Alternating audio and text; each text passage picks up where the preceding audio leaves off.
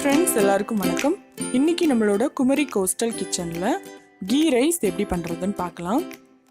இந்த key rice பண்ணுறதுக்காக ஒரு பவுலில் 3 கப் அளவு பாஸ்மதி அரிசி எடுத்து இதை அரை மணி நேரம் தண்ணியில் ஊற வச்சுக்கோங்க.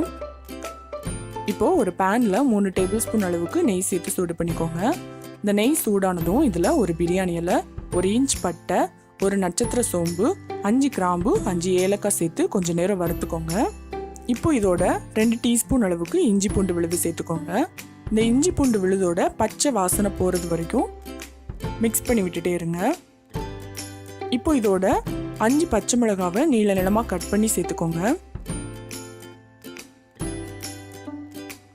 இதை ஒரு வாட்டி கலந்து விட்டதுக்கு அப்புறமா இதில் 2 பெரிய வெங்காயத்தை மெல்லிசா நீளமாக கட் பண்ணி போட்டு வதக்கி விட்டுக்கோங்க. இந்த வெங்காயம் நல்லா வதங்கினதும் ஊற வச்சிருக்கிற அரிசியை சேர்த்துடலாம்.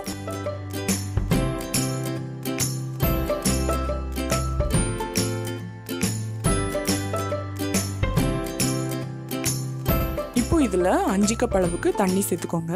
3 கப் அளவு பாஸ்மதி அரிசி எடுத்துருக்கோம். இதுக்கு 5 கப் அளவு தண்ணி சேர்த்தா சரியா இருக்கும். இதை ஒரு வாட்டி கலந்து விட்டதுக்கு அப்புறமா தேவையான அளவு உப்பு சேர்த்துட்டு ஒரு வாட்டி கலந்து விட்டுட்டு மூடி போட்டு வச்சுக்கோங்க. ஸ்டவ்வை சிம்மில் வச்சுக்கோங்க. இப்போ இன்னொரு பேனில் 3 டேபிள் ஸ்பூன் அளவுக்கு நெய் சேர்த்து சூடு பண்ணிக்கோங்க. இந்த நெய் சூடானதும் இதில் கொஞ்சம் முந்திரி பருப்பு போட்டுக்கோங்க.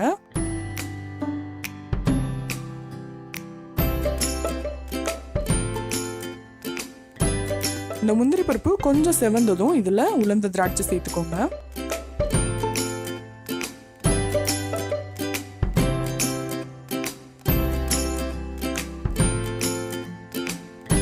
இப்போ இது ஒரு பவுல்ல எடுத்து வச்சுக்கோங்க.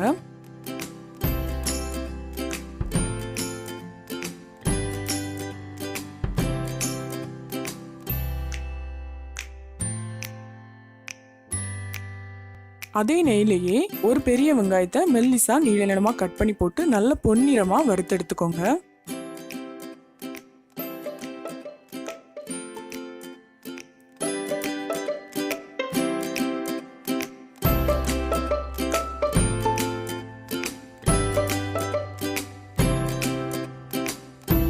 இப்போ பாருங்க, சாதம் நல்லா வெந்துருச்சு. இதில் முந்திரி பருப்பும் வெங்காயமும் வறுத்த நெய் சேர்த்துக்கோங்க. இதுக்கு மேலே பொன்னிறமாக வறுத்த வெங்காயத்தை தூவிக்கோங்க. இப்போ வறுத்து வச்சிருக்கிற முந்திரி பருப்பு உலர்ந்த திராட்சை சேர்த்துக்கலாம்.